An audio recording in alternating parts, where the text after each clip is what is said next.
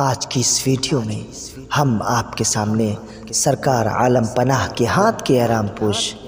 جنہیں خود سرکار عالم پناہ نے احرام عطا کیا تھا، ان کی زندگیوں کے بارے میں بیان کریں گے۔ آپ لوگ دیکھیں کہ سرکار کے احرام پوش کیسے ہوا کرتے تھے اور ایک احرام پوش کو کیسا ہونا چاہیے۔ آج کے احرام پوشوں کی طرح نہیں، میں ہر اس احرام پوش کی بات نہیں کر رہا ہوں جو سرکار عالم پناہ کی تعلیمات پر اپنی زندگی بسر کر رہے ہیں۔ میں ان لوگوں کی بات کر رہا ہوں جو لوگ صرف احرام اوڑھ کر، احرام لپیٹ کر صرف پیسہ کمانے کے لیے در بدر مارے پھر رہے ہیں۔ وہ لوگ ان احرام پوشوں سے کچھ سیکھیں۔ آئیے آج کی ویڈیو شروع کرتے ہیں۔ حضور پرنور سرکار وارث پاک عظم اللہ ذکرہ نے اکثر ارادت مندوں کو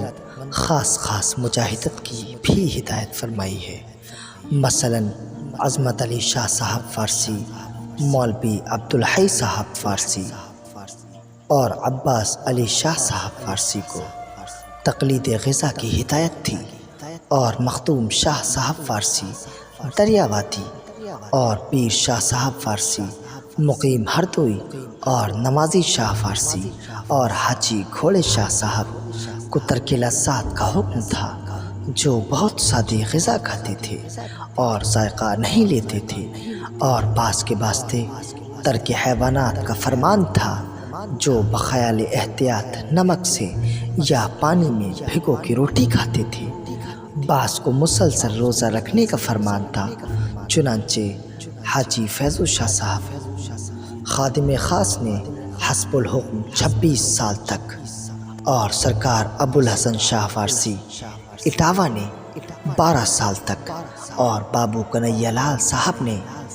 جو کہ علی گڑھ کے تھے 14 سال تک متواتر روزے رکھے، اور حاجی مکی شاہ صاحب اور مسکین شاہ صاحب اور بی بی سکینہ صاحبہ وارثیہ دختر گلاب شاہ صاحب آگرہ اور حاجی رمضان علی شاہ صاحب فارسی تمام عمر دائم الصوم رہے، اور رومی شاہ صاحب ترک فارسی اور مسکین شاہ صاحب فارسی دائم الصوم اور قائم اللیل تھے، اور بی بی نصیبن شاہ صاحبہ وارثیہ تاحیات اس کی پابند رہیں کہ 2 روز صرف پانی سے افطار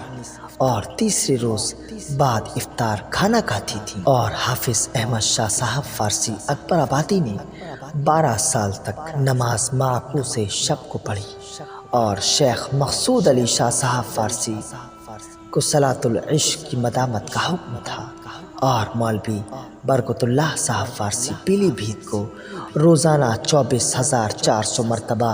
درود شریف پڑھنے کا حکم تھا، اور لکھنؤ میں ایک سیدانی بی بی وارثیہ تھیں، ان کو کلمہ طیبہ کے ورد کا 22 شرط حکم تھا کہ ہر وقت باوضو پڑھا کرو۔ چنانچہ دیکھا ہے کہ اس فرمان کی تعمیل میں وہ ضعیفہ اس قدر منہمک رہتی تھی کہ بات کرنا چھوڑتی تھی، اور کھانا باصرار ایک وقت کھاتی تھی، اس خیال سے کہ ورد میں نقصان نہ آئے۔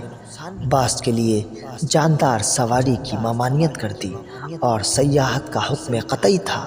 بعض ہر سال حج کرتے تھے، بعض دن کو سوتے اور رات کو جاگتے تھے۔ چنانچہ یتیم شاہ صاحب جو بارگاہ وارثی کے قدیم تہبت پوش فقیر تھے، 40 سال تک شب بیدار رہے،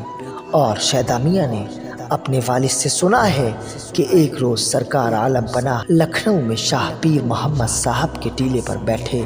دریا کی سیر کر رہے تھے کہ ایک طالب خدا نے حاضر خدمت ہو کر انقطاع تعلقات کی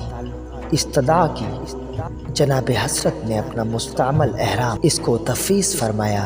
اور بیدار شاہ خطاب مرحمت ہوا اور ذکر اسدی تعمیل فرمایا، اور اس کے بعد ارشاد ہوا کہ رات دیدار کے واسطے ہے، نہ خواب غفلت کے لیے۔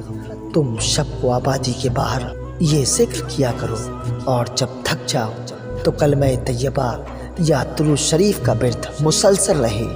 اور دن کو اگر نیند معلوم ہو تو اس طرح سونا کہ لوگوں کی گفتگو اور آواز اور رفتار بخوبی سنائی دے۔